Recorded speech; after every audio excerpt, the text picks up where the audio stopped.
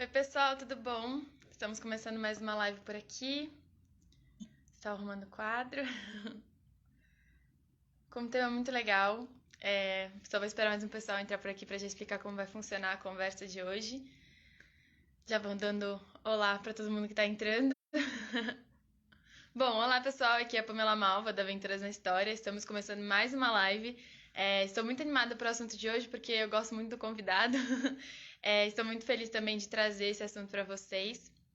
Então, hoje a gente convidou o professor Murilo Melo para falar sobre a Chapada Diamantina, que é uma religião, uma região maravilhosa na Bahia. Para quem teve a oportunidade de conhecer, sabe como é um cartão postal lindo. E a Chapada também tem uma história maravilhosa, e é sobre isso que a gente vai falar com o professor hoje. Eu vou ver se ele já entrou por aqui, para já convidá-lo. Já entrou, então já vou chamar ele.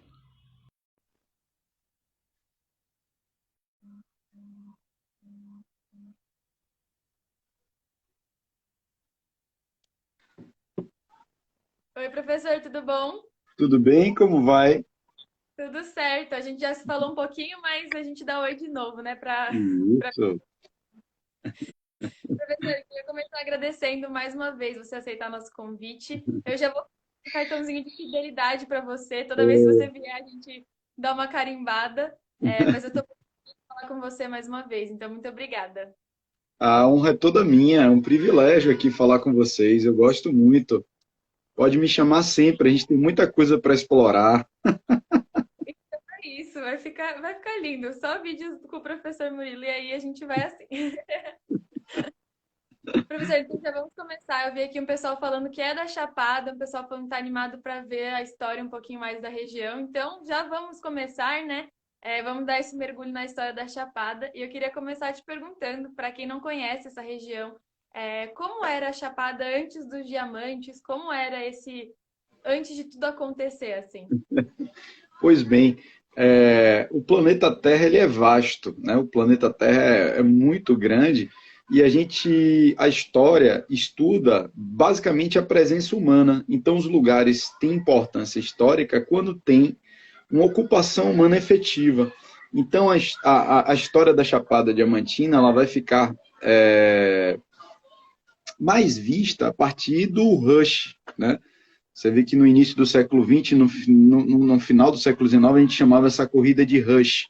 Vai ter um grande boom, uma grande corrida para a região, e ela vai ganhar um destaque a partir da ocupação humana, a partir da importância econômica, da importância política. Bom, e o que era Chapada antes disso? O que era Chapada antes disso? Quando Tomé de Souza chega aqui em 1549, ele vai solicitar, né, para que alguns bandeirantes explorassem sertão adentro. Então começam os primeiros contatos entre portugueses e esse sertão. A Chapada está no sertão, não no sertão estereotipado que a gente imagina, né? Sertão no sentido de que não está no litoral, no desertão. Então as primeiras ocupações, as primeiras presenças são por parte do europeu a partir desses desbravadores, né? Já existia uma presença humana muito antiga na região, que é de várias nações indígenas, né? Os cariris, os maracás, a gente tem inúmeras nações indígenas que ocupavam regiões diferentes da Chapada. E antes da ocupação efetiva de colonos de Portugal na Chapada Diamantina, a partir desse rush, vamos chamar aqui de rush, vai ter uma presença maior depois desses desbravadores, que é a inauguração de uma Seis Maria, a família Guedes e Brito, né? A partir do casamento de um Guedes com o Brito, eles vão inaugurar um morgado. O morgado é um enorme casarão, e eles vão tocar uma pecuária extensiva nessa região. E eles vão fundar a Casa da Ponte, né? A Bahia, as famílias mais tradicionais do Brasil em relação a tempo são da Bahia, né? As famílias que têm mais poder político, poder econômico, né? Influência social. A Bahia é o centro do Brasil, como Pernambuco também, né? Pernambuco e Bahia, basicamente, devido ao poderio econômico dessas regiões com a cana-de-açúcar. E a gente vai ter duas famílias extremamente importantes que era quase que dona de boa parte da Bahia. Um é a casa da torre, que fica em Praia do Forte, que simplesmente é a maior fazenda particular da história da humanidade. Em nenhum lugar do planeta existe uma fazenda tão grande como essa que é a sede em Praia do Forte, que é a Casa da Torre. E ela vai rivalizar em poder, vai disputar poder político com a Casa da Ponte, que é essa casa que vai existir na Chapada Diamantina. Então, a Chapada Diamantina vai se iniciar através do Morgado Guedes e Brito. Né? Ela vai existir enquanto produtividade econômica como uma criação de gado extensivo, de uma maneira diferente como a gente cria hoje. Né? Então é assim que começa. Começa com os índios, começa com os desbravadores, a partir da invasão holandesa, no século XVII, vai, a partir da fuga de muitos colonos para o sertão, fugindo da invasão holandesa, vai existir uma ocupação nas bordas da Chapada. A gente vai ver as bordas da Chapada sendo ocupadas, a borda norte e a borda nordeste, mas não o centro. O centro começa a ser ocupado paulatinamente com esse morgado, até que chegará o diamante e vai ser um boom, né? Vai ser o boom, vai ser algo absurdo. Sim. E aí chegamos nesse momento, chegamos nos diamantes, que já passou por todos esses processos, chegamos nesse rush que você comentou. Como foi essa chegada? Como as pessoas que já estavam ali receberam todo esse movimento? Como foi esse processo? Foi uma coisa meio chocante assim ou foi mais gradativo? Como é que todo Pois esse bem, contexto? pois bem. A história dos minérios, né? A exploração de minérios no Brasil, ela se inicia no finalzinho do século XVII, no início do século XVIII, né, na região das Minas Gerais, Grão-Mogol, principalmente o diamante, né? Tejuco, são regiões que vão iniciar essa exploração do diamante. A exploração do diamante da Chapada Diamantina tem a historiografia, ela diverge. A historiografia afirma que esse início se deu na Serra do Gagal. Lá é uma região formada por inúmeras serras, né? Tem a Serra do Gagal e tem alguns historiadores que afirmam, com boa convicção, que ela se iniciou na Chapada Velha, num distrito chamado Santo Inácio. Santo Inácio. Ali a gente tem o registro dos primeiros diamantes encontrados em nosso território. E o que é que vai acontecer? Era um território imenso, espaçado, um contingente populacional muito parco, muito pequeno, né? Tinha muita terra para pouquíssima gente, e esse rush vai causar estranheza, porque o ser humano, ele tem por característica a zona de conforto, a gente tem dificuldade em lidar com o diferente, com o novo. Então, a história da Chapada Diamantina vai ser pautada por inúmeras disputas, e essas disputas vão perpassar justamente isso que a gente está discutindo, né? Os primeiros moradores da Chapada Diamantina, eles vão formar partidos políticos que vão entrar em confronto com os novos moradores da Chapada Diamantina, a partir desse rush, desse boom, que virão principalmente da região do Tejuco de Minas. Muitas pessoas do Tejuco, do Grão-Mogol, irão para a Chapada Velha primeiro, que não é um lugar, a Chapada Velha não é um lugar que tem um turismo tão aflorado quanto essa parte mais nova da Chapada. A Chapada Velha não tem. Eu tenho amigos da Chapada Velha, ela é mais distante, o acesso a ela é mais longínquo se você tiver como referencial o litoral, mas ela é o primeiro lugar que vai ter documentado essa presença maciça de ocupação. Mas a qualidade do diamante da Chapada Velha não é tão boa quanto os diamantes que serão descobertos um pouco mais tarde, 30, 34 anos mais tarde, na região de Mucugê. Aí vai começar o grande rush, quando na freguesia de Santa Isabel do Paraguaçu, atual Mucugê, foi descoberto o primeiro diamante por Cazuza do Prado. É uma história lindíssima. Antes da gente continuar com as perguntas que a gente tinha conversado, mandaram uma muito legal aqui que eu acho legal apontar neste momento também, que é qual a importância do trabalho escravo para essa colonização da região da Chapada? Como se deu todo esse processo? Interessante, interessante. Eu, como mergulho na história da Chapada Diamantina há muitos anos, é um lugar que me cooptou, assim, cooptou minha alma. Eu tive na Chapada Diamantina em 1982. Fui levado por meu pai muito criança, 84, muito criança. A Chapada Diamantina ainda estava em decadência, mas aquilo entrou na minha alma e nunca mais eu fui o mesmo. Depois da minha presença na Chapada Diamantina, eu fui fascinado por aquilo. E as primeiras leituras que eu fiz da Chapada não destacavam a presença de escravizados na Chapada. Sempre foi associado o trabalho da Chapada Diamantina a trabalhadores livres, que não é verdade. Que não é verdade. A historiografia moderna, historiografia para quem está ouvindo a gente, é como se faz história. Cada tempo, cada período tem uma maneira diferente de se fazer história, porque os valores mudam, a forma de enxergar as fontes mudam, as próprias fontes mudam, né? O que era fonte antigamente, o que não era fonte antigamente é hoje. Você jamais, um historiador positivista que fazia história no final do século XIX, ele jamais consideraria a história oral como fonte. Hoje, para a historiografia, é uma fonte como qualquer outra, depende de você saber trabalhar essa fonte. Então, os primeiros estudos da Chapada Diamantina não destacam essa presença de escravizados. Os estudos mais modernos, essa atenção que a gente tem, principalmente aqui na Bahia, a UFBA, que é uma referência, é uma universidade de referência para o Brasil inteiro, principalmente no curso de História, a gente tem um viés que é a escravidão. Né? Se você for fazer mestrado, se você for pesquisar na UFBA, você pode escolher esse viés de pesquisa. E então a gente vai começar a mergulhar nesse universo da escravidão aqui na Bahia e tem vários trabalhos interessantes sobre a presença de escravizados na Chapada, inclusive Lençóis, que foi o centro político da Chapada, tem uma praça chamada Praça dos Nagôs ou Praça dos Nagoias, referente à etnia Nagô, né? A gente tem um coronel negro, super interessante a história dele, Dias Coelho, né? E a gente tem a presença, sim, de escravizados, a gente tem relatos de escravizados, claro que é um número menor em relação ao Recôncavo Baiano, que pulsava com a cana, com o fumo, né?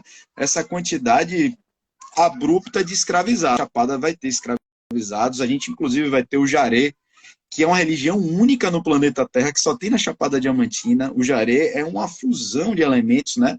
Tem elementos bantus, elementos nagôs, tem elementos indígenas que foram incorporados. É fabuloso o Jaré. Também estão perguntando aqui que você comentou mais cedo sobre o Cazuza do Prado. Perguntaram se existe comprovação histórica da existência dele. E quais seriam essas, se existem, né? Pamela, ficou um pouquinho baixo aqui. Será que eu vou ter que. Será que alguém me ligou? Acho que eu vou ter que sair e entrar de novo, pode ser? Pode ser, claro, sem problema. Acho que agora eu te ouvi bem baixinho. Você pode repetir? Eu acho que pode ter sido o meu também, não sei. Agora tá melhor? Tá melhor. Certeza? Se qualquer coisa, a gente tenta conectar de novo, não sei. Não, pode repetir, por favor. Eu tô te ouvindo melhor agora. Não, então perfeito. Perguntaram nos comentários que você comentou sobre o Cazuza do Prado. E aí perguntaram se existe alguma comprovação histórica da existência dele. Se existe uma comprovação histórica Do Cazuza do Prado. Do Cazuza do Prado. Tem sim, tem sim. A história da Chapada Diamantina vai ganhar um boom e uma importância a partir da exploração dos diamantes, digamos que na Nova Chapada, que é a região mais turística que o Brasil e o mundo inteiro conhecem, né? Pessoas do mundo inteiro vêm conhecer a Chapada e não voltam mais, né? A Chapada tem esse encanto, a gente tem a presença de gente das mais variadas etnias que vivem na Chapada Diamantina, desenvolvem comércio, e a gente tem toda a documentação de Cazuza do Prado, né? Cazuza do Prado, ele vai ser considerado o primeiro homem a descobrir os diamantes nessa parte nova da Chapada, que é em Mucugê. E a gente tem todos os relatos da presença de Cazuza. Cazuza era um capangueiro. Capangueiro é um personagem, uma tipificação social da Chapada. Capangueiro é um grande comerciante de diamante. A gente tem um capangueiro que comercializa uma grande quantidade de diamante. A gente tem outras tipificações desse universo próprio da Chapada, que é o mosquiteiro. O mosquiteiro já é o homem que comercializa pequenos diamantes.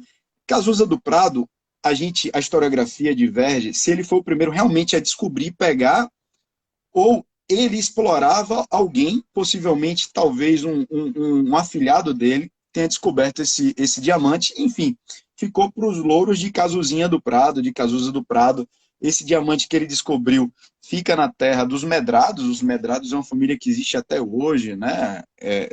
Foram prefeitos inúmeras vezes da Chapada de Mucugê. Eu conheço alguns Medrados, né? Eles ainda têm muito poder na região, muito poder em Mucugê. E a gente tem toda uma documentação em relação à Casuzinha do Prado. Não é lenda, não. E você mais cedo estava comentando, o som tá melhor ou ainda tá muito baixinho? Tá baixinho, mas eu consigo ouvir. Ah, então tá bom. Então, mais cedo você tinha comentado sobre Lençóis, que também é uma região super importante da Chapada. E eu queria que você contasse um pouquinho mais sobre essa região, qual a importância dela na história da Chapada. Ótimo, ótimo, ótimo. Essa parte mais nova da Chapada, mais explorada, Mucugê, Lençóis, Piatã, Andaraí, esse vai ser o grande boom dos diamantes, né? O que é que vai acontecer? O diamante ele é descoberto, o diamante de melhor qualidade, né? O melhor, vamos deixar bem claro, o diamante, a gente falou primeiro da Chapada Velha, de Brotas de Macaúbas, daquela região de Santo Inácio, na Chapada, digamos que nova, o diamante vai ser descoberto primeiro em 1844 por Cazuza do Prado ou pelo seu afilhado. A gente tem documentação e registro que ele foi comercializar esse diamante na Chapada Velha. Então a gente tem todo o registro de tudo. A gente tem um registro que o afilhado dele foi comprar farinha de mandioca em Andaraí e quis pagar em diamantes. Então a gente tem toda a documentação, não está tão distante da gente em 1844. Né? Lençóis é muito próximo de Mucugê. Lençóis rapidamente vai se descobrir diamantes no Rio Lençóis e no Rio São José, os rios que cortam a cidade de Lençóis. E o boom vai ser muito maior do que em Mucugê. E rapidamente é algo assim assustador. A atração que os diamantes exercerá sobre as pessoas no Brasil e fora do Brasil. Vem gente da Alemanha, a gente tem relatos de holandeses, a gente tem relatos de pessoas de várias partes do mundo que foram tentar a sorte grande, né, com os diamantes. E Lençóis, já em 1852, ela se tornará freguesia. E ela rapidamente vai suplantar, em termos de poderio político, o Mucugê. Ela pertencia a Santa Maria Isabel de Paraguaçu, ela rapidamente vai conseguir a sua independência, ela vai se tornar uma cidade, né? E ela vai se tornar como um grande centro das Lavras Diamantina. Essa região da Chapada Diamantina era chamada antigamente de Lavras Diamantina. Então, o poder político da Chapada Diamantina vai se dar em Lençóis. Se você for bom observador, quem viaja, quem conhece essas regiões, os casarões de Lençóis atestam esse poder econômico da região. Se você for em Mucugê, o casario, um estudo arquitetônico sobre Mucugê, os casarios são apenas de um pavimento, de um andar. Em Lençóis a gente vê casarões, sobrados, parecidos com os casarões coloniais que a gente vê no Pelourinho. É incrível a semelhança que a gente vê em Ouro Preto, né? Nas regiões de Minas. Então isso atesta o poder de Lençóis, né? Lençóis vai ser uma das primeiras cidades a ter um sistema de iluminação mais moderno, um sistema de água mais moderno. Ela estabelecia contato direto com a França. O grande comprador de diamante das nossas lavras era a França. Era o país que mais comercializava com a gente. E a França vai ter relações diretas com Lençóis, né? Minha amada Lençóis, vocês vão ficar meio bravo comigo, mas a historiografia fala que Lençóis chegou a ter um consulado francês, né? A gente fala isso com maior orgulho. Não tem uma comprovação histórica ainda disso, tá bom? Mas existia, sim, um diálogo muito próximo entre França e Lençóis, sim, isso é verdade. Lençóis vai ser um grande centro da região em tão pouco tempo. E esse crescimento, a partir dos diamantes, é assustador. Tinha regiões que tinham 100, 200 habitantes, que a partir da descoberta do diamante, em um ano vai ter 50 mil habitantes. A região é algo assim, inexplicável. E o diamante, ele vai ser um meteoro. Ao mesmo tempo que ele vem com essa força abrupta, com essa corrida pelo diamante, pela sorte rápida, ele vai acabar muito rápido. Já em 1870, a gente estava falando em 1844, ele começa a entrar na decadência esse tipo de diamante que a gente conhece. Em 1883, a Chapada tem tanta sorte que ela vai descobrir um outro diamante que ninguém dava valor, que é o diamante negro, que ninguém dava valor aqui para esse diamante. Esse diamante não valia nada. Esse diamante e será descoberto que ele é muito, muito sólido, é um material único no planeta, e ele serve de ponta de broca para rasgar rochas. Então, diversas construções no mundo, no final do século XIX e do século XX, usou o carbonato, ou carbonato, que é o diamante negro. E aí vai fazer novas fortunas. Aquelas pessoas que tinham enriquecido, que estavam começando a entrar em decadência, vão ganhar muito dinheiro com o carbonato, que era algo que ninguém dava nada por ele. Você vê que o Canal de Suez, as grandes obras de engenharia da humanidade são feitas a partir das pontas de brocas do carbonato da Chapada Diamantina. Canal de Suez, Canal do Panamá, os primeiros metrôs da humanidade são feitos a partir dos diamantes da Chapada Diamantina.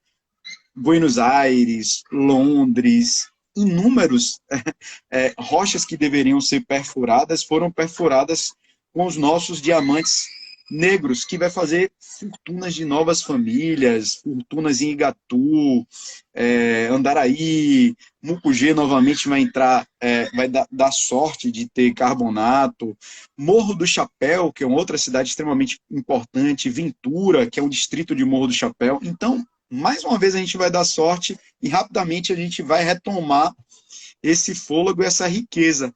E isso, carbonato aqui, Oniara está falando, diamante negro, perfeito. Antes da gente continuar, teve um pessoal que comentou que chegou atrasado na live, porque deve ter chegado depois. Mas eu queria dizer que a live vai ficar salva no nosso GTV, então vocês vão poder assistir a hora que vocês quiserem, compartilhar também, vai ficar tudo salvo aqui no Instagram do Aventuras na História. Vocês vão poder ver a hora que quiserem também.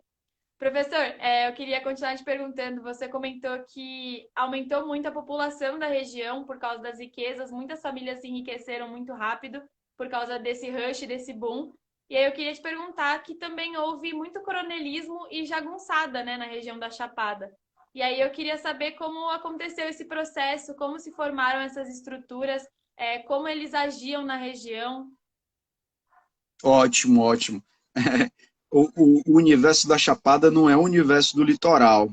O universo do litoral, digamos que já tinha um certo assentamento de tempo, a lei vigorava com mais precisão no litoral, no Recôncavo Baiano, em Salvador, Cachoeira, na região de exploração do fumo e da cana. A Chapada é um território, digamos que novo, dentro desse universo. Então, as leis vão demorar para se assentar na Chapada. O próprio Estado vai demorar para chegar na Chapada. O Estado não vai se constituir imediatamente na Chapada Diamantina. Então, na Chapada Diamantina, ao mesmo tempo que as leis começam a chegar, vai se criar o cargo de comendador para ter um certo controle, a Chapada Diamantina muitas vezes vai ser a lei do mais forte. A gente vai ter as disputas, mortes, a gente tem relatos de brigas na feira, em feiras, né? De disputas entre coronéis. O universo da Chapada é pautado por isso, né? Pautado por isso, pela distância do litoral, pela distância do Estado. A gente vai formar vários grupos políticos dentro da Chapada. Um dos grupos políticos mais proeminentes da Chapada são os mandiocas. Por que mandiocas? Porque eles são oriundos do Recôncavo Baiano. Como o Recôncavo Baiano estava entrando em crise por causa do açúcar, por causa do fumo, eles vão se deslocar, alguns para a Chapada Diamantina, e vão ser mal vistos por serem do litoral, mas vai ser um grupo político extremamente poderoso, os mandiocas. O outro grupo político que se sentia dono da região são os serranos. Serranos vêm de serras, de locais. Eles são oriundos, sobretudo, da região do Tejuco e da região do Grão-Mogol, de Minas Gerais, onde se explorava o diamante, e da Chapada Velha. Então, os mandiocas e os serranos vão bater de frente e a gente vai ter disputas homéricas nesse universo da Chapada. A gente tem coronéis, a gente tem uma literatura vastíssima sobre confrontos, sobre tiroteios, sobre jagunços. É uma literatura fabulosa esse universo dos coronéis na Chapada Diamantina, essa disputa de poder tão visceral, tão violenta que vai se dar na Chapada Diamantina. Uhum. Estão perguntando também se existiu algum movimento do cangaço. Existe algum registro histórico do cangaço na Chapada? Algum movimento assim? Algum confronto entre, não sei, os cangaceiros e os jagunços? Existe, sim, existe. Iago está falando aqui, o serrano também é chamado de mosquito. Exatamente, Iago. Principalmente os mosquitos lá da Chapada Velha. É um subgrupo dos serranos, Iago. É um subgrupo dos serranos que são capitaneados por Militão Rodrigues, que é um dos coronéis da Chapada Velha, que vai bater de frente com Horácio de Matos. Vamos lá. A pergunta foi sobre Pamela, Cangaço. sobre o cangaço. O cangaço tem uma relação com a Chapada. O cangaço tem uma relação com a Chapada. Inúmeros jagunços dos coronéis pertenceram ao universo do cangaço. Eles vieram procurar a proteção dos coronéis, uma melhor vida no cangaço. Essa é uma das relações.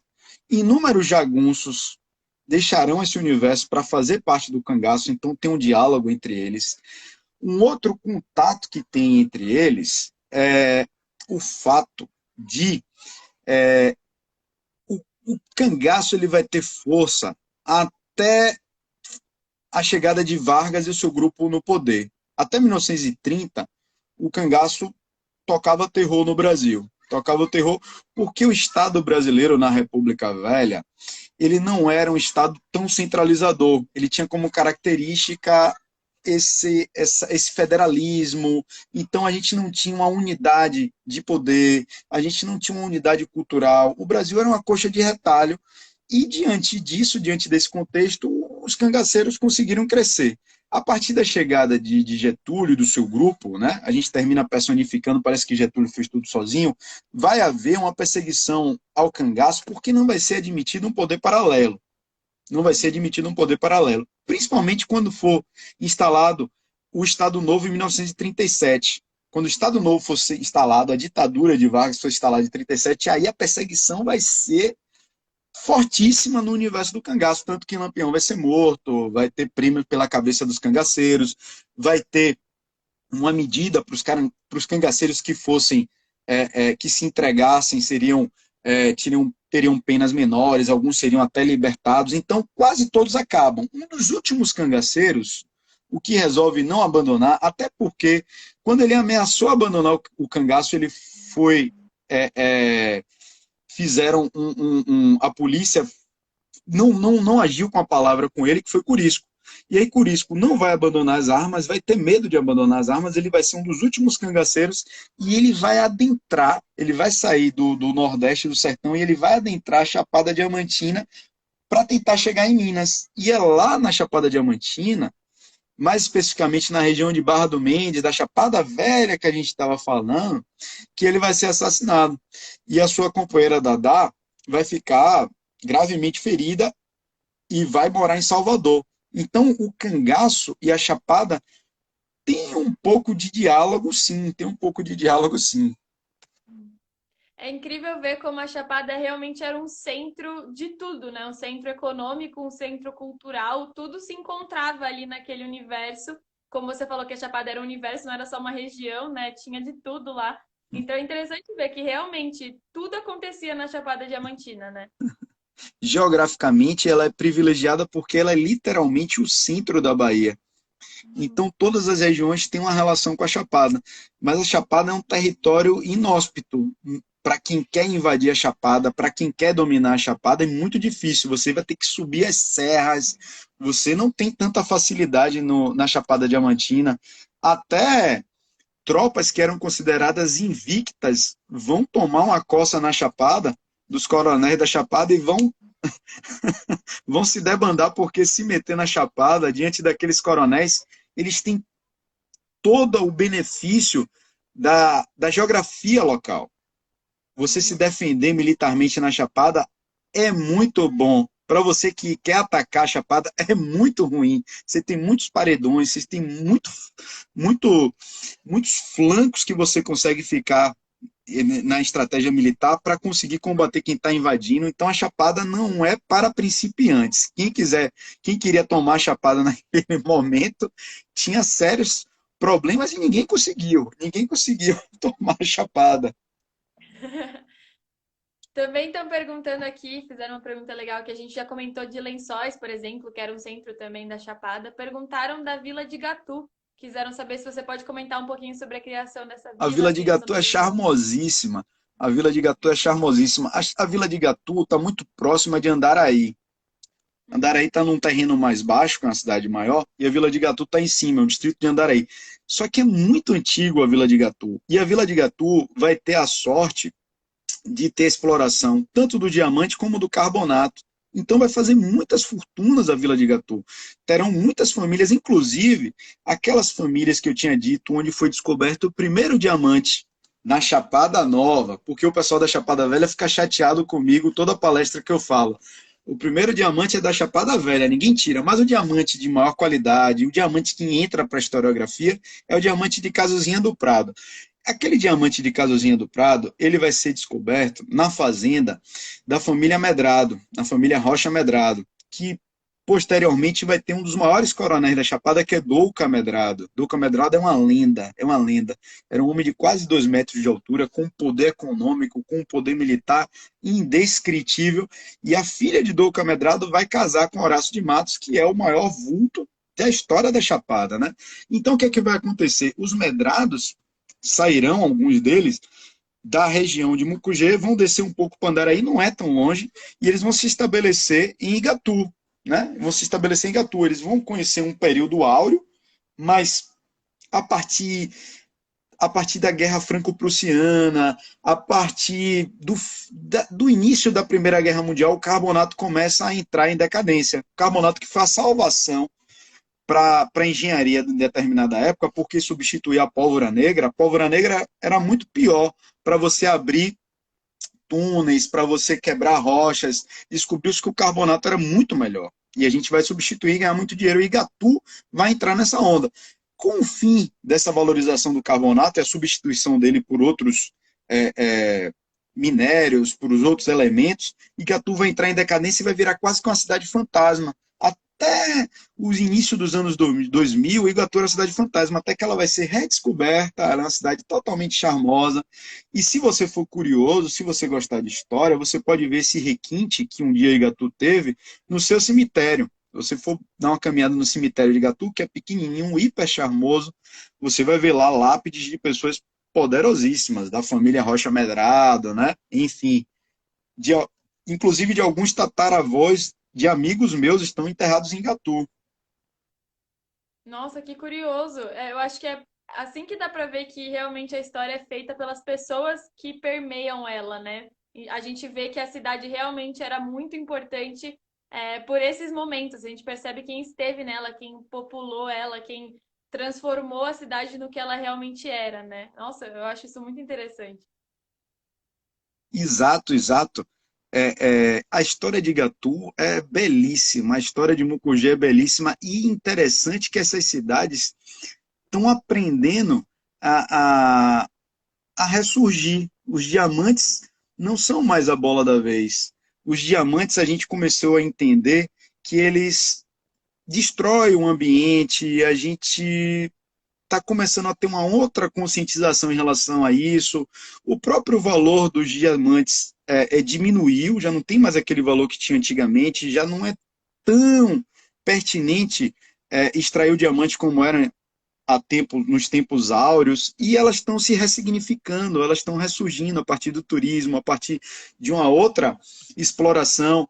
Inclusive, eu faço um trabalho com algumas cidades, alguns municípios, alguns distritos da Chapada Diamantina, eles me convidam para falar algumas palestras, para que o novo e o velho consigam entrar em diálogo, porque ainda existem antigos mineradores na região da Chapada Diamantina, que são extremamente mal vistos pelas pessoas que têm essa consciência ambiental e não respeitam tanto a tradição, né? Eles são, de certa forma, os fundadores, os primeiros, né? Eles de certo modo, não têm uma visão tão benevolente com as pessoas que chegaram de fora. Eles consideram forasteiros, mas as pessoas que chegaram de fora são extremamente importantes para eles, para o comércio local, para a reestruturação da cidade. Então, é incrível como um depende do outro, mas falta, às vezes, esse diálogo, né, entre esses dois universos. Uhum. E aqui a gente está falando das pessoas que fazem a Chapada, que fizeram parte da história das várias regiões que estão na Chapada. E aqui eu queria chegar para conversar sobre o Dias Coelho, que é uma pessoa que você pontuou Oh, que é super importante. Você já falou dele agora há pouco, na verdade, no comecinho da conversa. Eu queria que você falasse um pouco mais sobre ele, quem era esse homem, por que ele era uma pessoa tão importante. maravilhoso, maravilhoso. Você veja que Dias Coelho ele não está tão longe da gente no tempo, mas ele revela um outro período. Como a gente mudou em um período tão curto da história. Dias Coelho ele nasce em 1864 e Uhum. quase todas as pessoas do Brasil que nasciam na segunda metade do século XIX nascem em zona rural e ele não é diferente. Não se tinha essa visão de nascer em cidade, de cidade cosmopolita, urbana, nascer através de um hospital. Dias Coelho nasce numa fazenda, numa zona rural, mais especificamente na fazenda Gurgalha, Gurgalha, que hoje pertence a Morro do Chapéu. E da fazenda Gurgalha, ele nasce na roça, os pais dele eram ex-escravizados, ele não era escravizado, Dias Coelho nasce livre e os pais deles eram livres, né? E ele vai ter uma vida simples na roça, até que ele vai morar num grande centro. Ele vai passar um período em Ventura. Ventura hoje não tem o poder que tinha antigamente. Ventura hoje é um distrito de Morro de Chapéu. Morro de Chapéu é muito maior. Ele vai passar um tempo em Ventura, né? Até que ele, muito novinho, vai morar em Morro de Chapéu e vai ser apadrinhado. Ele vai trabalhar numa farmácia. E esse fato dele ter sido apadrinhado e é devido às suas capacidades enquanto ser, vai fazer com que ele se desenvolva. De trabalhador de uma farmácia, de um funcionário de uma farmácia, no qual o dono era o seu padrinho, ele vai começar a vender carbonato. E ele vai se tornar um dos 5 ou um dos 3 homens mais ricos do estado da Bahia. A Bahia é um dos maiores estados do Brasil. E esse cara vai ser uma lenda. Esse cara que nasceu numa roça, numa fazenda, descendentes de escravizados, trabalhador numa farmácia, vai começar a comercializar o carbonato e ele vai se tornar um dos homens mais ricos da Bahia. Um poder absurdo e negro. Então ele era extremamente mal visto em alguns espaços da sociedade baiana, em alguns espaços da Chapada, né? Até que o poder dele termina passando por cima desses entraves que existiam para com ele, né? Ele vai ganhar do seu padrinho a patente de alferes. Você ter uma patente naquela época dentro da Guarda Nacional era algo muito significativo. E mais tarde ele vai ganhar tanto dinheiro que ele vai comprar a maior patente de todas da Guarda Nacional brasileira. Ele simplesmente vai comprar a patente de coronel. E ele vai ter um sonho, ele já era milionário, e ele vai ter um sonho de ser intendente. E ele vai se tornar intendente.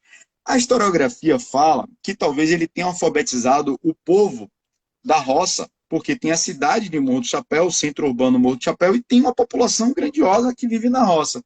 Talvez ele tenha, reza a lenda, que ele tenha alfabetizado o povo da roça para poder votar nele, já que ele era um representante desse povo. E ele vai ganhar as eleições, ele vai se tornar intendente e vai fazer uma administração absurda, extremamente moderna.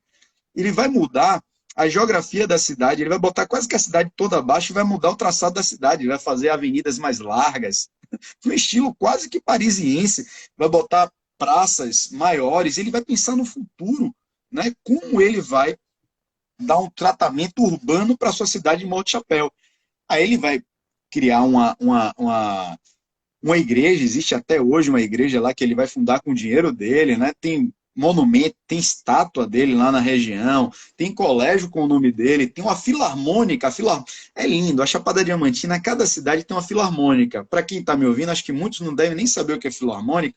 Filarmônicas são bandas de cidades do interior, né, que se apresentam em comícios, em shows, em momentos em que a coletividade avança para o espaço público. Então a filarmônica sempre se apresenta, é um barato as filarmônicas. Um dia eu ainda vou fazer um estudo, vou publicar um artigo científico sobre as filarmônicas. E as primeiras vão ser da Chapada, que são uma das mais antigas do Brasil e da Bahia. E tem uma música dedicada a Dias Coelho. E Dias Coelho vai ter essa emersão na sua vida social e econômica, vai se tornar um dos homens mais poderosos, o homem mais poderoso da Chapada Diamantina. o homem mais rico da Chapada Diamantina. E ele vai ser padrinho, ele vai apadrinhar o homem mais importante da história da Chapada, talvez. É difícil a gente mensurar isso, né? Mas Horácio de Matos é o maior vulto histórico da Chapada Diamantina. Ele vai pegar um garoto, Horácio de Matos, que vem lá da Chapada Velha. A família de Horácio de Matos é oriunda, mas eu estou me adiantando. Acho que uma hora a gente vai falar sobre Horácio, né? Não, mas pode falar, ia ser a minha próxima pergunta. Então, se você já quiser engatar, a É? gente já pode Pronto, partir daqui. adivinhei. Pode perguntar, então. Então, eu ia perguntar exatamente isso, que depois do Coronel Dias Coelho veio o Horácio de Matos, e aí eu ia perguntar realmente qual era a ligação entre os dois, e como que foi essa quase, não sei, se é muito ousado dizer isso, mas quase essa passagem do poder, sabe? De um para outro. De certa forma, sim, de certa forma, sim. É interessante. A vida de Horácio de Matos é uma saga. A vida de Horácio de Matos é uma saga. É uma série perfeita para Netflix, né? Quiçá uma série da Netflix consiga passar o que foi a vida desse cara. Horácio de Matos é filho da Chapada Velha. Hoje o lugar, ele nasceu numa fazenda, ele nasceu numa fazenda como de Prax naquela época, ele nasce na fazenda Capim Grosso, Capinduro. Ele nasce na fazenda Capinduro, que hoje pertence a Brotas de Macaúbas, né? E a Barra do Mendes. Na época, Brotas de Macaúbas era o grande centro da região. Ele nasce lá em Capinduro. E ele vai ter passagens. A família Matos não era uma família de tantas posses, diferente dos Medrados lá de Mucugê, que tinha muitas posses. Enfim, a família Matos vai se fazer. Ele tinha um tio, Clementino, que era um homem de poder, um homem bravo. Clementino era um grande coronel, mas sem tanto poder aquisitivo. Ele vai tentar a sua sorte, eram muitos e muitos e muitos irmãos, né?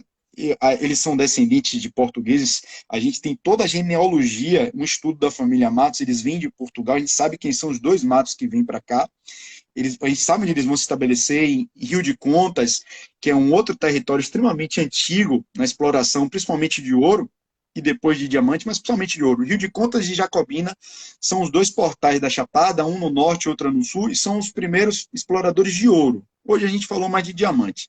Enfim, a família Matos vai passar pelaquela região e depois vai se estabelecer na Chapada Velha, onde tudo começou lá na Chapada Velha. E aí ele vai sair da Chapada Velha para tentar a sorte na Chapada que estava florescendo. Ele vai tentar a sorte no Ventura, aonde era o território do Dias Coelho. E aí o Dias Coelho vai gostar, vai criar uma identificação com ele, ele vai trabalhar com o Dias Coelho numa loja de Dias Coelho, aquele garoto que tentava sorte, aventureiro, que saiu lá da Chapada Velha, é longe, é tudo Chapada Diamantina, mas é muito longe de Brota de Macaúbas para Morro do Chapéu. E lá no Ventura ele vai começar a estabelecer sua vida. Reza a lenda que Dias Coelho comprou uma patente de tenente-coronel.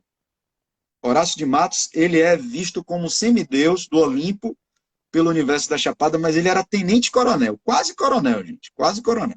E aí ele vai começar a galgar o seu espaço na região, vai começar a ser respeitado pelos seus méritos, né? Ele nasceu numa família sem tanto poder aquisitivo, vai ser apadrinhado pelo seu trabalho, pelo seu carisma.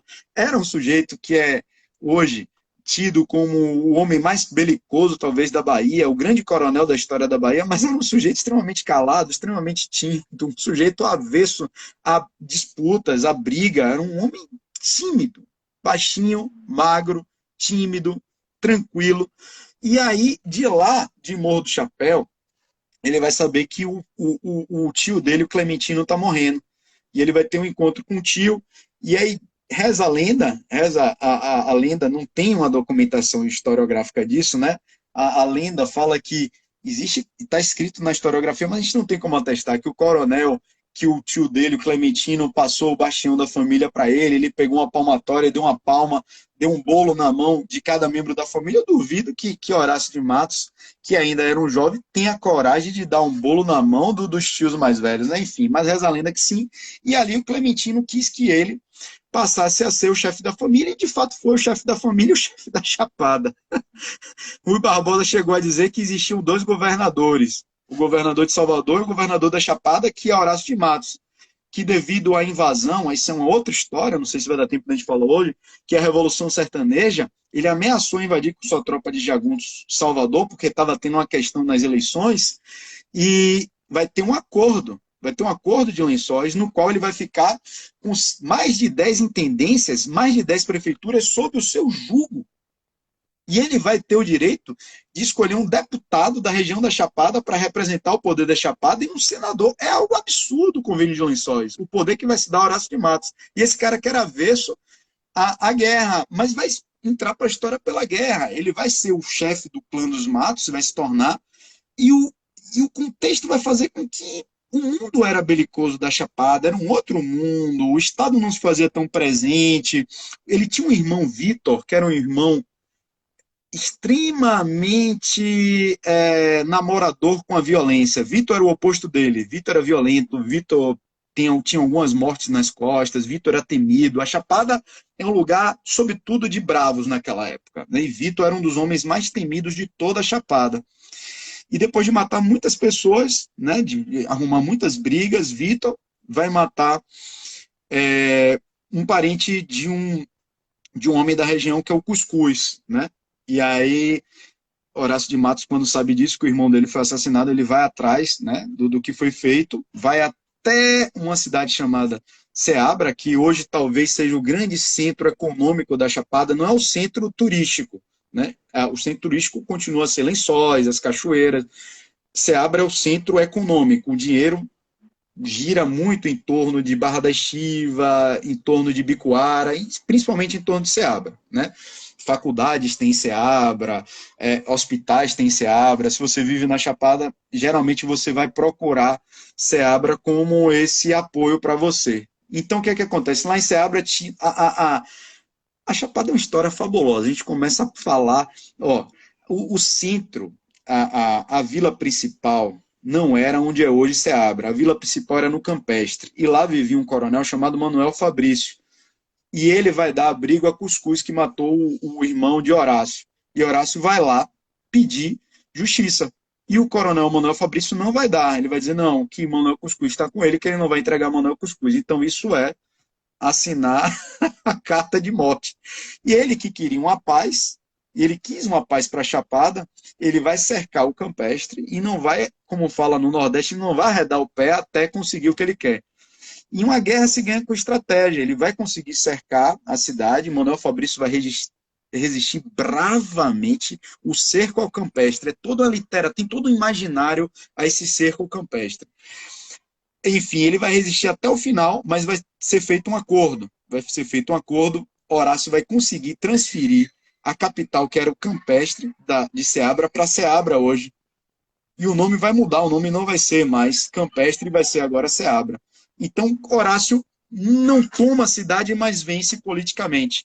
E ele começa a fazer uma lenda. Aquele menino jovem, magro, franzino, tímido, começa a construir uma lenda. Depois ele vai ter um embate com Militão Rodrigues, que é um antigo coronel. Parece uma saga. É um menino jovem crescendo e combatendo cada inimigo, cada coronel. Ele vai combater Militão Rodrigues na região onde ele nasceu. Ele vai voltar. Ele fez um acordo de paz com Militão Rodrigues, porque Militão Rodrigues era inimigo do tio dele, que é o Clementino, que tinha um barbão, tio de Horácio. Clementino era da guerra. Clementino era um sujeito complicado. Ele vai pedir, vai selar uma paz com Militão. Militão não vai respeitar, vai entrar em uma disputa política com alguns membros da região, por relação, disputa de poder. Alguns distritos querem se emancipar, Militão não queria, enfim. Horácio sempre se recorre a Horácio, ele começa a criar um mito, né? E Horácio vai na região combater o cara que ele tinha feito a paz e ele vai vencer Militão. Aí faz parte da literatura, não tem comprovação nenhuma histórica, dizem que Militão ficou extremamente envergonhado, porque Militão era um cara belicoso, era um cara alto, diferente de Horácio, um vozeirão, um homem forte, né? Se você olhar, tem um rosto, a gente tem fotografias de Militão.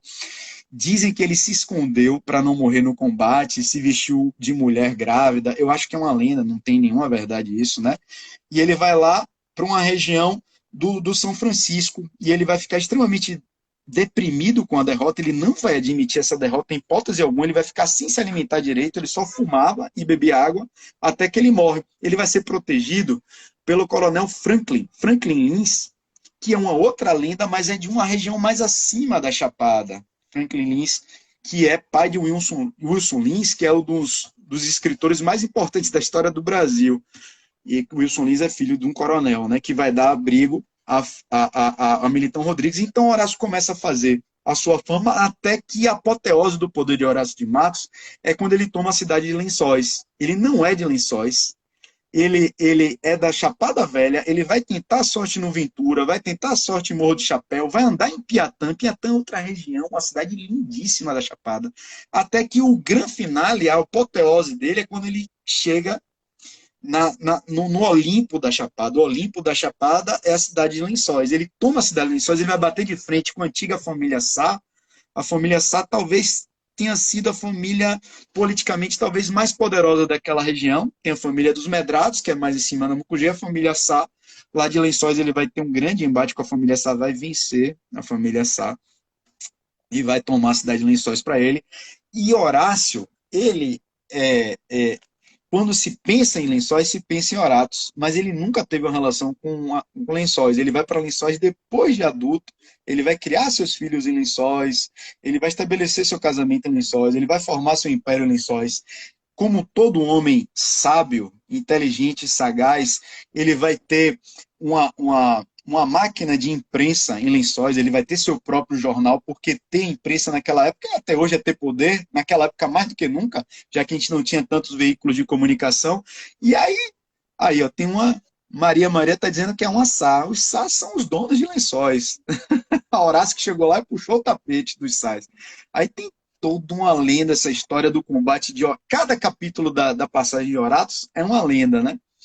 Tem uma lenda que ele tomou alguns tiros num combate e as balas entraram nele, reza a lenda que as balas entraram nele e ele não foi ferido, mas na realidade ele estava com um paletó de cassimira, que é um tipo de tecido na época muito grosso, as balas passaram de raspão, e aí ele tinha uma tia que tinha um certo poder de magia, dizia que essa tia de Horácio o protegia, enquanto ela estivesse viva, toda a família Matos seria protegida, e o clã dos Matos ia imperar, né?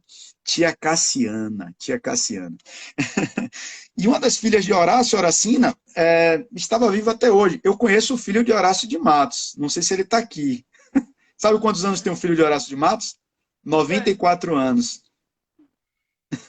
Ele assiste minhas palestras, ele faz todos os cursos que eu dou da Chapada, ele entra. Eu não quero cobrar para ele, eu quero pagar, professor Murilo. Me dê esse prazer. Não. Um dia ele me presenteou com toda a historiografia, ele me deu vários livros de Horácio. Ele foi deputado aqui da Bahia, é uma figura. Horácio, grande Horácio, ele deve estar assistindo aqui. Acho que a neta dele deve ter colocado, Tatiana. Enfim, você vê que Horácio de Matos está tão longe no tempo, mas nem tanto. Ele tem um filho vivo ainda, com 94 anos, isso é muito interessante. E Horacina, que eu estava falando, ela conta muito essa história do paletó, das marcas de bala no paletó de Cassimira. O que é que acontece? Horácio de Matos vai ser assassinado em 1931. Em 1931, Horácio vai ser assassinado. Diante daquilo que a gente estava falando, coincidentemente, eu não planejei falar do cangaço, perguntaram, a Era Vargas vai destituir o cangaço do poder, porque não admite um poder paralelo, e vai destituir do poder os coronéis da Chapada. Vai ter uma campanha para o desarmamento, porque o poder, um poder forte, consolidado, ele não consegue lidar de maneira alguma e não aceita um poder paralelo. Não aceita um poder paralelo. O poder do Estado é um poder único, do Estado burocrático, estou falando agora de filosofia, de sociologia, um poder burocrático, um poder instituído, ele não admite um poder paralelo. Somente nos confins dos tempos, lá atrás existiam vários poderes paralelos. A partir do momento que o Estado está se consolidando, está se modernizando, ele não admite, e vai ter uma perseguição aos coronéis da Chapada, e Horácio, extremamente inteligente, extremamente sagaz, é um cara que vai revolucionar a cidade de Lençóis, vai fazer um sistema hidráulico em Lençóis, vai mudar a geografia de Lençóis. Sim, Lençóis vai se tornar uma cidade moderníssima a partir de Horácio de Matos, né? Ele era o bastião da Chapada Diamantina, a força da Chapada Diamantina, ele vai comprar a briga da Era Vargas de destituir o armamento da Chapada Diamantina. Ele vai tomar, inclusive vai dar as armas dele para o Estado brasileiro, e depois que ele dá a última arma, ele vai ser preso e vai ser conduzido até Salvador. Em Salvador ele vai ficar preso. Vão chover cartas, inclusive da igreja, para soltar Horácio de Matos, todos atestando a sua benevolência, o seu carisma, a sua importância, o quanto ele era um homem de bem. A gente tem documentação disso, da igreja solicitando para que Horácio fosse solto. Horácio não vai ser completamente solto, ele vai ficar em liberdade, mas não podia sair de Salvador. Ele não podia voltar para a Chapada, talvez com medo dele se armar de novo, enfim, ele vai ficar em Salvador. E num passeio por uma região de Salvador muito antiga, uma região 2 de Julho, Largo 2 de Julho, caminhando pelo 2 de Julho, segurando na mão de sua filha Horacina, que era muito novinha, ele vai ser alvejado pelas costas. Vão matar Horácio pelas costas, ele vai morrer em praça pública. A gente tem fotografias disso, Horacina viveu todo esse drama, né? E talvez essa morte é muito misteriosa de Horácio de Matos, né? Dizem que no dia que Horácio de Matos saiu da Chapada para ir para Salvador, a cidade inteira acompanhou o comboio. Foi até porque da estrada principal, da BR principal a Lençóis, a gente percorre alguns quilômetros, chega de 14, 16 quilômetros. As pessoas percorreram esses quilômetros todos andando até deixar Horácio seguir Salvador. Tamanho era o carinho que ele tinha, né? O carisma que ele exercia sobre as pessoas da região. E é incrível, com a morte de Horácio de Matos, parece que a Chapada economicamente morre junto. A partir de 1931, a partir de 1930, a Chapada entra numa decadência absurda. Eu que comecei a visitar a Chapada na década de 80 e de 90, 12 quilômetros, aí, ó, eu falei 13. Tá vendo, Oniara? Bati na trave. A Chapada entra em decadência em 30 pela desvalorização dos diamantes. Vai ser descoberto diamantes na África do Sul, em Transvaal e outros lugares, porque chegou um momento que o Brasil foi o maior produtor de diamante do mundo, número 1, e a Chapada era o grande produtor de diamante do Brasil, era o centro da exploração de diamante do Brasil. Mas isso passou, o diamante perdeu o valor, as coisas mudaram, e a Chapada começa a entrar em decadência em 30 e ela só vai se restabelecer no final da década de 80 com um outro polo de atividade econômica que vai ser o turismo. Sim. Comentaram uma coisa muito legal aqui embaixo que eu achei interessante, que é realmente isso, que 1 hora para falar da Chapada é pouquíssima coisa, né? Porque tem muita história, é muito vasta, é muita coisa. Você tá falando e eu tô aqui hipnotizada, porque realmente é uma história muito rica, assim. A gente já está se encaminhando para o final, mas eu queria fazer mais umas 2 perguntinhas para você. Eu vi que a gente tem um comentário aqui do Parque Nacional da Chapada, que eles estão assistindo também, e eu queria falar um pouquinho disso. Mas antes eu queria comentar um pouco também sobre essa decadência da Chapada que você começou a comentar. E aí eu queria que você comentasse um pouquinho mais sobre como funcionou esse processo, porque como uma região tão rica do nada começou a decair? Como que aconteceu tudo isso? Pois é. A história do Brasil, e principalmente da Bahia, ela é pontuada por isso. Quando você tem um único produto e você depende desse produto, você vai ser potentoso, você vai conhecer um auge. Mas é muito arriscado você ficar dependendo de um único produto. O Recôncavo Baiano era o centro do Brasil, sempre foi o centro político e econômico do Brasil, mas dependia sobretudo do açúcar e do fumo. A partir da decadência e da desvalorização desses produtos, o Recôncavo vai cair junto, Salvador vai cair junto, né? Você vê que São Paulo, que nunca teve uma pujança histórica, não teve tanta importância histórica para o Brasil, quando a gente fala no período colonial, São Paulo vai ter o café como seu grande produto, mas ela vai diversificar, ela não vai ficar refém do café. É muito perigoso você ficar refém de um único produto. São Paulo vai ter ferrovias, São Paulo vai ter uma melhoria do Porto de Santos, São Paulo vai ter bancos, São Paulo vai ter indústrias. E essa diversificação vai salvar São Paulo. Vai salvar São Paulo. A Chapada não teve, a Chapada vivia sobretudo de diamante, vai ter ciclos, né? Enquanto o diamante estava bem, a Chapada estava bem. Quando o diamante entra em queda, a Chapada entra em queda. A gente vai ter a sorte do carbonato, mais uma vez, o destino vai presentear a Chapada Diamantina com o diamante negro, e ela vai novamente entrar no seu apogeu, mas com a desvalorização do diamante, com o combate à exploração também aqui, a gente começou a combater esse tipo de exploração que depredava o meio ambiente, outras áreas do mundo serão descobertos diamantes, porque antes da Chapada Diamantina só tinha uma região que explorava diamante no mundo, que era a Índia. A Índia era a única exploradora de diamante. A gente vai passar a Índia. Imagine a raiva que a Índia passou a ter da Chapada Diamantina. A Chapada Diamantina passou a ser número 1 no mundo, vai desbancar a Índia e a gente vai ser desbancado pela África do Sul, né? A região de Transvaal vai desbancar a gente, né? Vai ter uma exploração inglesa, holandesa na região. O próprio valor do diamante no mercado internacional vai desvalorizar. E a Chapada Diamantina, o ser humano, ele vive sobretudo aonde ele pode comer. O ser humano é uma espécie viva que necessita de comida e de condições para permanecer vivo. A gente não é uma máquina. Então, como a Chapada Diamantina começa a entrar em decadência por causa dos diamantes, eles vão procurar outros lugares para viver.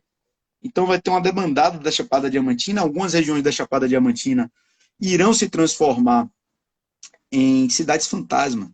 Xique-Xique de Igatu, que a gente falou, virou uma cidade quase que fantasma. Quase todos abandonaram Igatu. Igatu, quando eu fui lá, tinha pedaços de madeira sustentando portas da casa para não cair porque estava abandonada. Eu tive em Mucugê, na década de 90, Mucugê era uma cidade fantasma. Tive com o prefeito Tássio. Tássio está me ouvindo. Tássio ainda é vivo. Tássio é um dos outros filhos de Horácio que ainda é vivo. E foi prefeito de Mucugê. Grande Tássio. Tássio me recebeu na sua casa na década de 90, esse jovem estudante. E Mucugê deu o pulo do gato. A Chapada entrou nessa decadência por causa dos diamantes, mas Mucugê descobriu o novo diamante. O novo diamante é a agricultura. Mucugê é talvez uma das maiores produtoras de batata do Brasil. Famílias do sul do país começaram a exploração de batatas na região e formaram impérios. Mucugê não tem desemprego. Você vai em Mucugê, todas as casas que eu vi abandonadas, não existe mais por causa do café também. O café, o melhor café, talvez do Brasil e talvez do mundo, é da Chapada Diamantina, de Mucugê. O Papa, inclusive, toma um café de Mucugê. Não vou falar a marca aqui para não fazer propaganda, mas é uma família do sul do país, é a família Borré, que se estabeleceu na região de Mucugê, começou a fazer os estudos de terra, de condições de solo, de clima, e desenvolve o melhor café, talvez, do Brasil.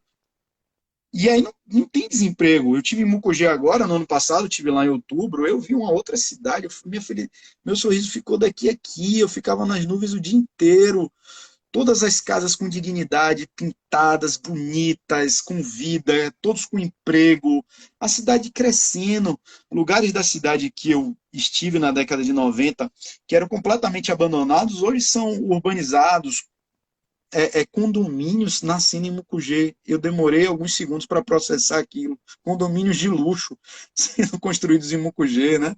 Então eu falei, o que está acontecendo graças à agricultura, né? Que existe na região, né?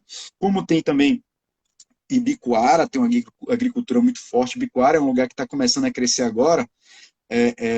Barra da Estiva é um lugar que também tem crescido. Ceabra, como eu falei. Então, onde tem lugares... Hoje a Chapada vive em torno da agricultura e do turismo. O turismo é uma atividade econômica belíssima, é uma atividade que não é uma atividade industrial que você precisa usar de matéria-prima, destruir a região. O turismo é uma atividade limpa, é uma atividade que a pessoa vem lá e não deixa grandes estragos. E as pessoas que vão para a Chapada, de certa forma, quase todas têm uma conscientização ambiental, né? Tem também um trabalho das prefeituras da Chapada em relação ao turismo, de você respeitar a região. Enfim, a Chapada está renascendo. A Chapada está renascendo, está cada dia mais forte, cada dia mais internacional. Se você for em Lençóis, você vai conhecer restaurantes internacionais, né? Tem amigos meus alemães que têm restaurante lá, amigos meus italianos, amigos meus de Minas, pessoas que tinham grandes empregos, que largaram tudo e tem restaurantes na Chapada, tem cafés na Chapada. Você vai tomar um bom café em Lençóis, café de primeira. Lençóis virou uma cidade cosmopolita. Lençóis é uma cidade do mundo. Lençóis é uma cidade do mundo. Ela está dentro do Parque Nacional, você está cercado por mata de todos os lados, né? Tem um grande amigo meu, Túlio, grande Túlio, com certeza ele está assistindo aí. Ele tem uma das maiores páginas da Chapada, ele tem milhares de seguidores, tem fotografias belíssimas. Um dia desse, Túlio colocou na página dele de um tamanduá visitando o centro de Lençóis. Então, Lençóis fala várias línguas, mas está do lado do parque, está dentro do parque, está inserido no parque, né? É impressionante, é uma concepção de cidade moderna. Se você constrói uma cidade moderna, você preza pelo verde hoje, né? a modernidade hoje perpassa pelo verde, né? As empresas que passam mais confiança hoje são as empresas, tem um estudo sobre isso, são as empresas que tratam melhor a natureza, que têm trabalhos relacionados à natureza, né? Você já Olha está aí, Túlio comentando falando aí, ó. e aí eu já queria engatar, então, na nossa última pergunta, já se encaminhando para o final. Uma pena, porque senão eu ficava aqui mais 2 horas falando com você. Mas já se encaminhando para o final, eu queria te perguntar exatamente sobre essa preservação da Chapada, que em setembro de 85 ela foi transformada num parque nacional, né, que é cuidado pelo Chico Mendes, pelo Instituto Chico Mendes. E eu queria que você comentasse um pouco sobre a importância da preservação desse local, de cuidar dessa região e por que que é importante manter essa memória viva. Uhum. Pois é, a Chapada, ela é viva, né? Como todas as regiões, ela passa por mudanças. Ela viveu do extrativismo, da depredação, da destruição de parte do ambiente, porque o garimpo ele depreda, ele destrói. Né? Era necessário para a sobrevivência naquela época. O homem do século XIX tinha uma série de dificuldades. Ela foi a salvação para muitas famílias, né? Enfim, ela está dentro daquele contexto. Mas com a decadência do garimpo, com a decadência dos diamantes, a Chapada vai ganhar uma outra conotação. Aquilo que era abandonado, algumas pessoas, principalmente de Lençóis, eu conheço as famílias, eu sou amigo dessas pessoas, eles fizeram uma campanha para tentar associar o turismo à região, porque não tinha essa conscientização, eles vão ter esse start.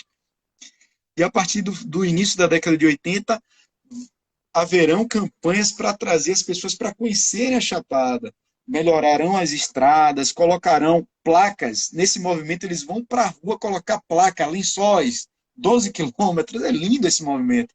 E vai dar certo. Vai dar certo. Era uma verdade. Eles foram visionários. Eles estão vivos ainda. Eles foram visionários. O Parque Nacional é um ganho, né? É uma garantia de que aquele universo não vai se acabar. A Chapada hoje atrai fotógrafos de pássaros, vivem na Chapada, fotógrafos de onça vivem na Chapada, pessoas do mundo inteiro, montanhismo, né? O Vale do Pati, não sei se você já ouviu falar, o Vale do Pati para o Brasil e para a América do Sul, cada vez mais substitui o Caminho de Santiago. Muitas pessoas não estão fazendo o Caminho de Santiago para fazer o Vale do Pati, que é uma caminhada absurdamente linda, contemplativa e inspiradora, né? O Vale do Pati tem essa característica, e o Vale do Pati é muito sagrado ainda, né? É muito natural ainda. Tem poucas casas ainda ao Vale do Pati, né? Não tem luz elétrica, tem poucas hospedagens, então tem guias especialistas no Vale do Pati, tem páginas no Instagram só sobre o Vale do Pati. O Vale do Pati virou uma febre nacional, e por que não mundial? Pessoas do mundo inteiro têm feito o Vale do Pati. Então, a transformação da Chapada em Parque Nacional foi uma vitória. Foi uma vitória do turismo, foi uma vitória da vida, foi uma vitória da ressignificação. Não vai sair. Foi ressignificar. Ah, não, desisto. Ressignificação? Desisto, essa palavra está me traindo. Tem algumas coisas que as pessoas estão falando, minha tia querida aqui está falando do projeto Sempre Viva, que tem em Mucugê. Em Mucugê tem uma florzinha que ela dificilmente morre, que a gente chama de Sempre Viva, e tem um projeto belíssimo, né, da Sempre Viva. Tem um projeto também que Túlio, meu grande Túlio aqui, está falando, que essa família que eu falei que trouxe e apostou no café e virou uma realidade, o café hoje o café do Papa é de lá de Mucugê, eles apostaram em vinho, e esse ano vai sair a primeira safra de vinho da história da Chapada e vai ser um vinho tipo AA. Vai ser um dos melhores vinhos do Brasil. Ai, é lindo, porque realmente tem de tudo lá e eu poderia ficar horas falando sobre a Chapada, porque, como a gente estava falando, tem muita coisa, é todo um universo. E é uma pena ter que dizer tchau, mas infelizmente a gente está chegando no final. Mas, Murilo, muito, muito, muito obrigada mais uma vez por você falar com a gente. Tá todo mundo aqui comentando que você é um professor incrível. E é Oh. mesmo, foi mais uma aula. Eu fiquei muito grata de poder assistir isso de camarote, porque eu estou conseguindo falar diretamente com você. Mas muito obrigada de verdade. E tinha um pessoal preocupado aqui embaixo, pedindo para salvar a live, porque querem ver desde o começo. Vai ficar tudo salvo, então não se preocupem, vai estar tudo aqui certinho. Vocês vão poder ver tudo desde o começo. E a gente vai convidar o professor Murilo para outras oportunidades também, então fiquem tranquilos que ele vai estar aqui mais uma vez para conversar sobre outros assuntos também, né, professor? Ô, Pamela, eu que agradeço o convite. Partindo de vocês é uma convocação. Sempre que vocês me chamam, eu fico alegre em apresentar um pouco do nosso universo. Me dá todo sentido para a vida falar do meu universo, falar de memória. Eu me sinto muito feliz, é uma honra e estou sempre disponível. A gente ainda tem muitas cartas na manga para tirar e para conversar. Tem universos fantásticos aqui, né? Estou vendo minha aluna aqui, Pamela, sua xará, melhor professor de história.